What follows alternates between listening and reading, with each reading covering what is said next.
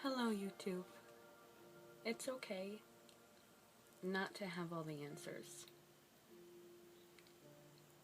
I don't think anyone does. In fact, I would be frightened if I met someone who knew all the answers.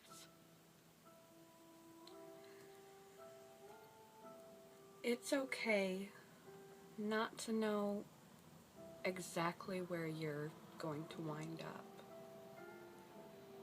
No one does. Life happens. Life gets in the way. We get ill, we lose people, we lose our jobs, we have natural disasters. We can only control us and our habits and our attempts to get to what we envision.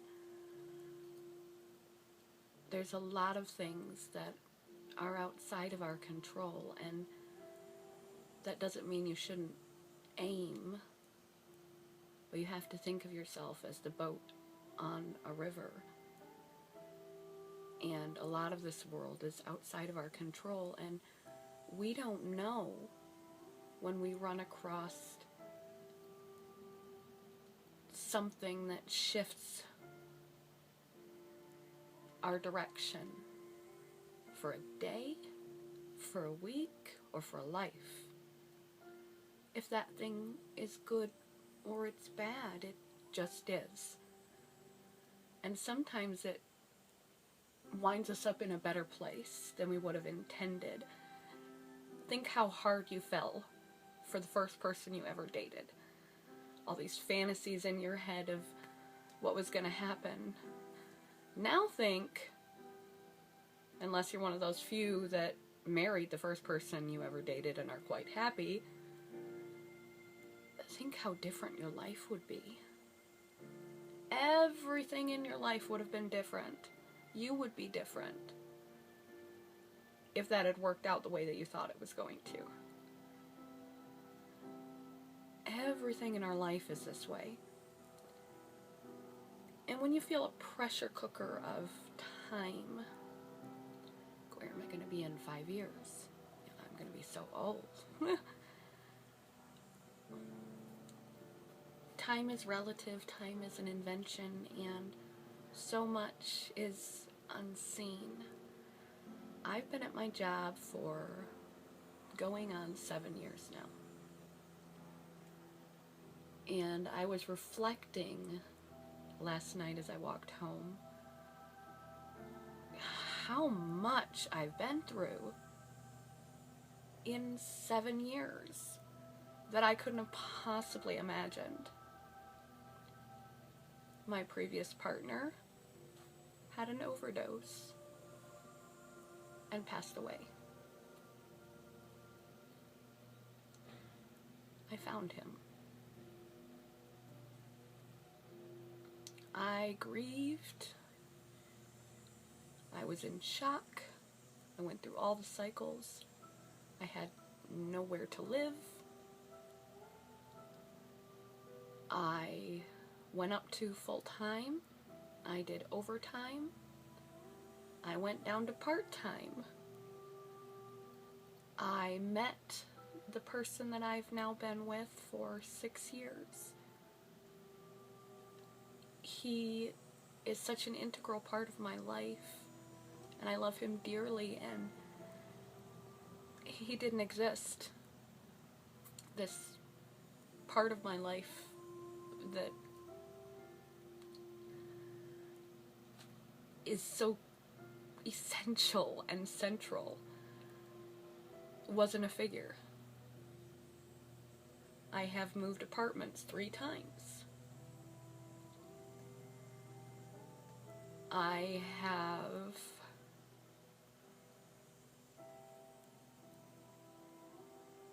had a major psychotic break and been committed multiple times. I have recovered almost from an eating disorder that I've had for years. I have made new friends. I have lost some friends. I found out that I have a genetic condition, and I had 2 surgeries, my first ever surgeries. You know, teeth pulling don't count. I have these platinum coils in my veins to my lungs and heart now. Crazy. I've recovered from psychosis.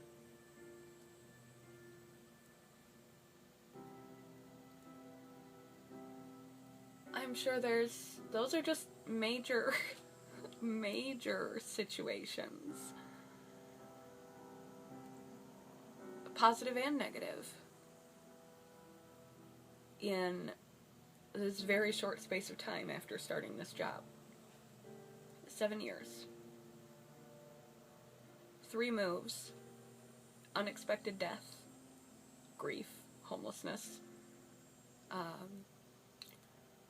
Full-time work and overtime. Part-time work and disability. Commitments. Meeting the second love of my life.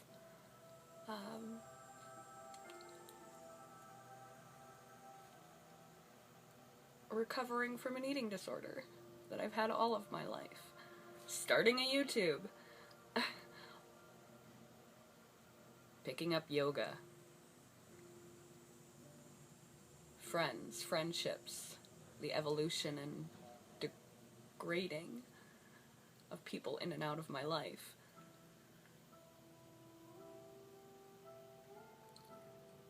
In 7 years. Surgeries. Just to name a few. I couldn't imagine so many things, and there are many more, in just a short space of time. So, life happens. Even if you think you have all the answers, we don't know what's coming. And when something comes, take it with open arms. Even the most egregious and difficult things, like the death of my previous partner unexpectedly at a young age. Life sucks sometimes. Shit happens. But there is a difference between pain and suffering. We choose to suffer. Suffering is alleviated by taking action of any kind, and time. It rolls on. Letting go of those painful things, not ruminating on them. Letting go of fighting reality as it is. Doesn't mean you didn't go through what you've been through. It means that you've grown from what you've been through and what you will go through.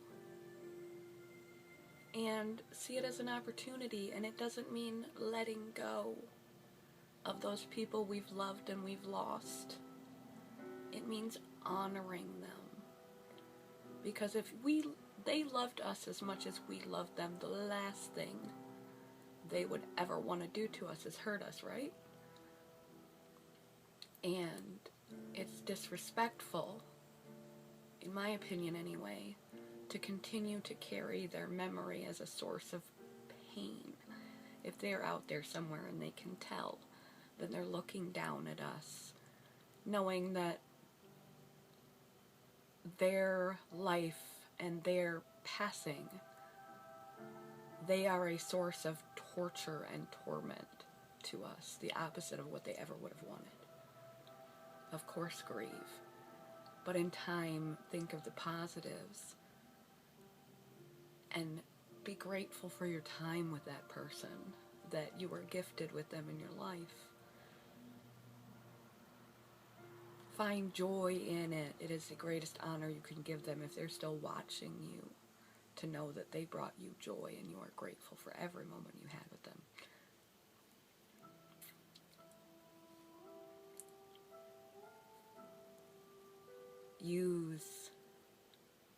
pain. Use setbacks, use surprises, both good and bad, as opportunities. And no matter how careful our plans are laid, the best laid plans of mice and men, life will happen. Cope ahead. Be aware life will happen. And when things shake you from your grounding, be shakeable. Bend but do not break. Accept life as it comes and see everything as an opportunity. What did this give you? What can I do with this? Allow yourself to grow naturally. Don't force it.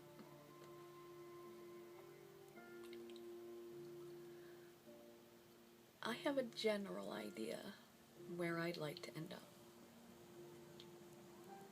But after a quick reflection last night, I realized my life 5-7 years from now could be so different in ways that I can't even foresee. But I will go with it and through it with flexibility and joy and seeing an opportunity to learn and expand myself. And not knowing is kind of the exciting part of life. We can only plan so much. So if you fear you're not giving yourself enough time, if you're doing something toward your goals and your hopes, you're doing just what you need to do every day. And just see. You may surprise yourself in the end. If you're still here, it's not the end. Bye, YouTube.